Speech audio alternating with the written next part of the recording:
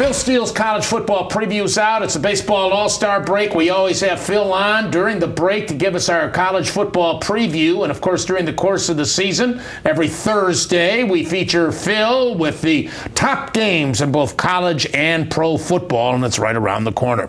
Let's combine the Mountain West, the WAC, the MAC, and the Conference USA here. Boise State in Mountain West is still the class of that conference. Yeah, and when you look at Boise State, a few years back, 2004, they only had 10 returning starters. And that year, Boise State, I predicted second in their conference and ended up finishing first and only with one loss on the year. So we know they're very capable of reloading, and that's what I think they'll do this year. Now, they only have 7 returning starters, so it's the least experienced team they put on the field under Peterson. I do not believe they're as strong as the last couple years' versions, which had Kellen Moore and a top-notch defense. They are beatable, and their final game in the Mountain West season this year is at Nevada. Nevada's a team that Coach Alt is doing a fine job there. He's got Cody Fajardo at the quarterback spot, and I think Nevada is a threat, especially in the altitude where they beat them 2 years ago. Remember, Nevada actually won the title 2 seasons ago. So I think the Mountain West title this year comes down to Boise State at Nevada in the season final, but I see Boise prevailing, even with the fact they have just 7 returning starters this year. They've also got BYU in what is a non-conference game, because BYU, as we know, is now an independent, and also starting off at East Lansing against Michigan State. Yeah, and odds are they're going to lose that game in Michigan State. Michigan State's got one of the top defenses in the country. Boise's going to have a first-time starting quarterback on the road against that defense. I also think they have another tough spot, which is in Hattiesburg, Mississippi, against Southern Miss at the Rock. I think Southern Miss is a good enough team. Remember last year, Southern Miss. You liked them a lot last year. Yes, and they ended up beating Houston for the CUSA title. And that's the other team that you predicted would win their division, too. I thought both would be undefeated at the time, right, Bruce, and it turned out Southern Miss dropped a couple games, but both played well. And I think with that game in the Rock, that's a dangerous one for Boise as well. So I do see Boise dropping a couple games this year, not being the Boise that they've been the last couple of seasons. Well, let's stay in our own backyard and have Phil take a look for us at the Mid-American Conference. Of course, the MAC West and the MAC East. What do you see here? First with the West. Well, with the West, I think the best team is Western Michigan, and they get to avoid the top 3 teams from the East, which is a plus. They also get Northern Illinois and Toledo at home. So the schedule is very favorable. And Alex Carter's one of the top quarterbacks in the country. He does lose some key receivers from last year, but I think Cubitt's going to have his best defense that he's put on the field. Now, Northern Illinois is a team that's won 11 games each of the last 2 years. They're a quality team, and they're going to be a good, strong team again. Now, last year, they were a veteran offense and an inexperienced defense. This year, they're inexperienced on offense, but they have a veteran defense. They do have that tough game against Western Michigan on the road, which is why I called them to finish second. And Toledo looks like a little bit of a rebuilding year. They have a lot less starters than they had last year.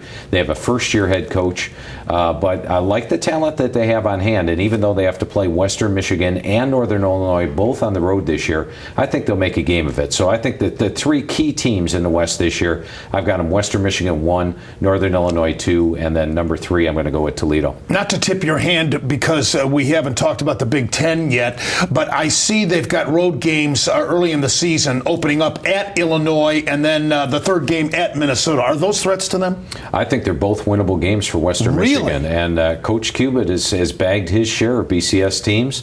And if you look at Illinois, they have a first-year head coach. And you look at Minnesota, Coach Kills in his second year, but the cupboard was somewhat bare for him in that first season. So I think both those games are ones that Western Michigan's capable of pulling the upset. All right, let's go to the East. Well, you've got 3 main teams there. Ohio, which was clearly the class of the East last year. Last year, I thought they would win the MAC or get to the MAC title game, which they did. You have a Miami of Ohio team, which 2 years ago, Miami of Ohio won the MAC. And then last year, of course, had a little bit of a rebuilding year. But Miami's loaded. They're one of the more veteran teams in the league. And then you have Bowling Green. And I talked to Coach Clausen last year in the offseason. I said, Coach, you're going to probably be an underdog in all 8 games in MAC play. But, you look stronger, but your record's not going to be there. And that's pretty much much the way it came out. Well, this year, Bowling Green's got a more favorable schedule, and they're stronger. I think Miami of Ohio's a much improved team. I think each of those teams knocks off one another. Miami will knock off Ohio. Bowling Green knocks off Miami. They each finish with one loss. Then it's the team with the best record, and I think that might give it to Ohio. So I gave Ohio a slight lean, but I've got a three-way tie in the East. I think it's going to be very competitive. Frank Solich, a coach at Ohio, opens up at Penn State with all of the scandal and the problems and the carryover and the pressure and the disillusioned. Is that a winnable game for them? I believe it would be, especially if Penn State overlooks Ohio. Because Ohio, you remember last year, Ohio came into that game with their entire defensive line wiped out. They had 4 brand new starters, and I sort of wondered how they'd fare. They did better than I expected. And this year they have a veteran defensive line. Tyler Tettleton's one of the more underrated quarterbacks in the entire country. He's a true leader. And, of course, at Penn State, yeah, I know McGloin's been named the starter, but you have to wonder a little bit about him. So I'm going to give Ohio the edge at quarterback. I give Penn State the edge as far as defense goes and home field advantage, but I think Ohio's got a possibility there. You know, Miami has some very tough non-conference games, which may benefit them in MAC play because, you know, toughest competition that you can play in non-conference action should benefit you. Ohio State, Boise State are road games, and so is Cincinnati. Hello. Yeah, very difficult. But like you said, a lot of times when you play the tougher non-conference games, some coaches, what they do is if the game all of a sudden turns into a losable game where you're definitely going to lose, they get a lot of the backups in. They get them playing time against quality teams.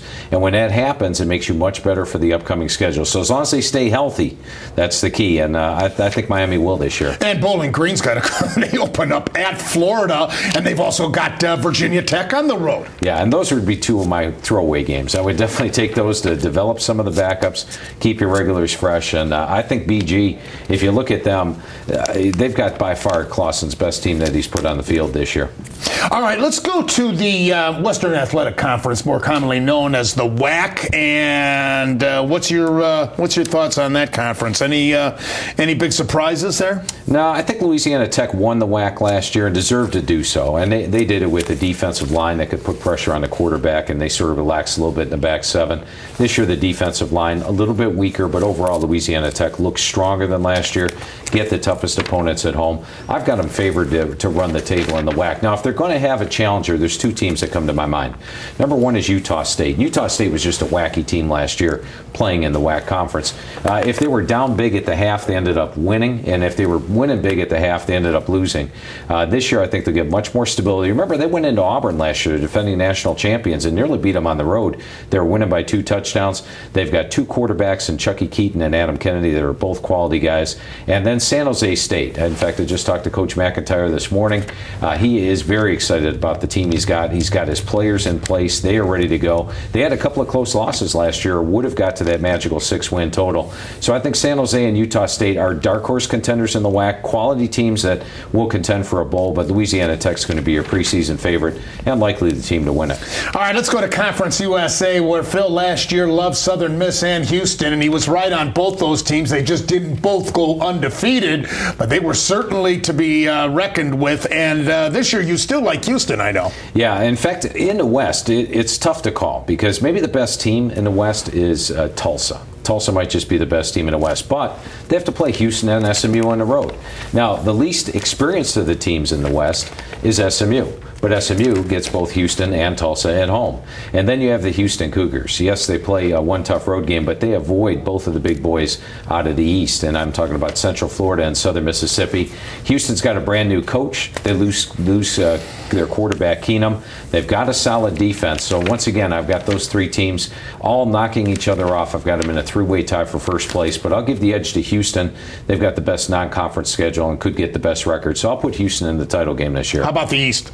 The East, I love Central Florida. When you look at Central Florida, they're a team that 6 straight years in the magazine, Bruce, my top non-AQ team is finished there in the rankings. Last year I had Boise. Boise finished at the top spot. I'm going out of the box this year and picking Central Florida. And just 2 years ago, this Central Florida team went in and played Georgia in a bowl game. They knocked off Georgia in the Liberty Bowl, finished number 21 in the country. Central Florida's got a defense that's BCS caliber, loaded with players in all three areas: defensive line, linebackers, defensive backs. They're 3 deep at quarterback. They're 3 deep at running back. It's really a dynamite team, the best non-BCS team out there this year, a non-AQ team. And I think Central Florida, who plays Ohio State this year. Second game of the year, can they be respectable in that game? Oh, that's going to. I only have Ohio State about a 10-point favorite, and I think Central Florida is going to give them a good ball game with that defense, and especially with Ohio State going through scheme changes. Now, Southern Miss is a good team. Yeah. They're not quite as good as last year. They lose their head coach, Larry Fedora, goes off to North Carolina. They also have to play Central Florida on the road. I don't think they're going to win the East again this year, but they're still a team capable of 8 or 9 wins this year and could knock off Boise State, as I mentioned, in that key home game. They open up at Nebraska, and then they've got Boise at home. They get them at home, I see. Yes, that's the key, at the Rock. And at the Rock, they're a tough team. They usually get a pretty good home crowd.